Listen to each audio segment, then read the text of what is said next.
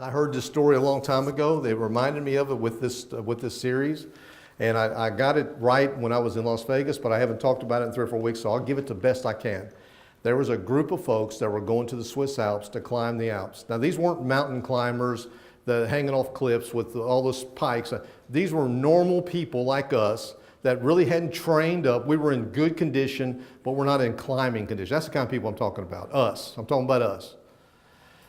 So they took the trail that was like that, and when you got halfway up the hill, now it was one of these deals where you went up one day and you came back the next. So it was an overnighter, and you slept outside in the whole deal. So they had a lot of equipment and gear they're pulling with them. But what happens was they all were excited about going. They were encouraging one another. They talked about it. They even had breakfast and lunch and dinners set up around talking about the trip. Well, here's what I got. This is some gear I just bought. This is what I'm getting into. This is the shoes I'm going to wear. This is what I'm going to do when I get to the top. I'm going to take a picture. I'm going to plant this flag. And they all had great ideas when they got to and they were excited about it. Couldn't wait to get started. Remember when they started, the tour guide that was taking them up the hill, up the mountain, had to calm them down 2 or 3 times because they were going too fast. And he knew that they were average people and they would wear themselves out before they ever got a fourth of the way up. So he said, when we get to the halfway house, he said, what's that?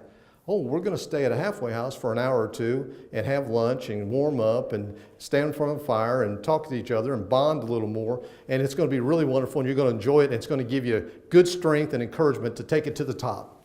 And then we'll sleep on the top of the mountain. We'll do whatever pictures, whatever, and then we'll come back down slowly. We'll stop at the halfway house. Then we'll come on in. We'll get in tomorrow night around 7 o'clock.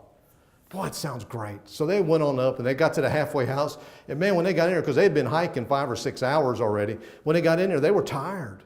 They got to take their jackets off and got to take their shoes off, put their feet up by the fire. They got a nice lunch. It was comfortable. Everything was great. They were really enjoying themselves. They just thought this is the best. As a matter of fact, when they got time and the tour guide said it's time to go, half dozen of them said, you know what?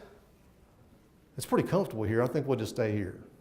We think we'll sit around the piano a little bit, sit around the fire. We'll just and you're coming here tomorrow. You're going to be passing right back there. We'll catch up with you when you get back. You guys go on up to the top, and we'll see you when you come back tomorrow afternoon. And the tour guide said, no, you don't want to miss this. Let me encourage you to go. You really need to be a part of this. You don't want to miss this. No.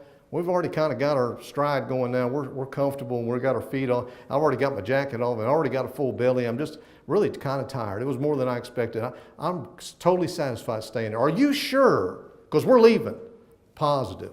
So they went on up to the hill and the rest of them stayed there. And they climbed to the top. And when they got there, they had, man, just excitement, exhilarating. They were putting flags up, taking pictures, taking selfies, having the time of their life. They're camping at night. They couldn't hardly sleep. That they accomplished something that they never dreamed they'd accomplish. And 1% of the people would actually do it. They were just eat up with themselves. And so they started back down the mountain, and they got to the halfway house, and when they got there, the people had already decided they had made a huge mistake. The people that stayed, even that night, they realized as they looked out the window, I really missed it. I really had a chance to go. I came halfway, and I stopped. I was on my way to doing it. I had a tour guide to take me there. I was encouraged. Everything was going my way, but I got in my own way, and I actually stopped. And so when the people got back that actually had gone the whole trip, they were in the halfway house, they were telling me, you should have been there. It was so awesome, man. When you got on top there, you could see for miles. You could see states. It was unbelievable. The snow on the top of the mountain was unreal. It's breathtaking. I can't even describe to you what it was like. It was that neat. It was that great.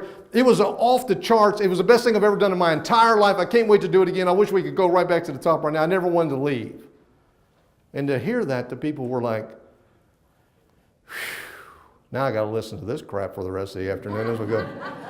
Because they missed it. So as they got to the bottom of the hill, they were, and you know, it went on to tell the story that they had reunions and get-togethers and Facebooked and all this stuff, and the other people knew they had missed their time.